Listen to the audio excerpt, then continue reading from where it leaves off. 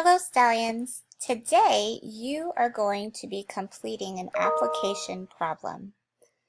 So the application problem says, draw a snow girl that is 3 snowballs high.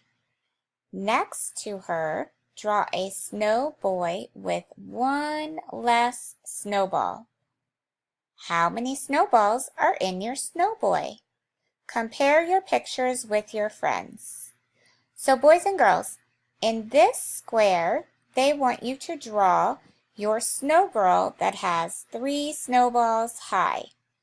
Next to her, they want you to draw a snow boy with 1 less snowball. Then, down below, you are going to write how many snowballs are in your snow boy. Don't forget to compare your picture with your friend's picture. All right, boys and girls, have fun.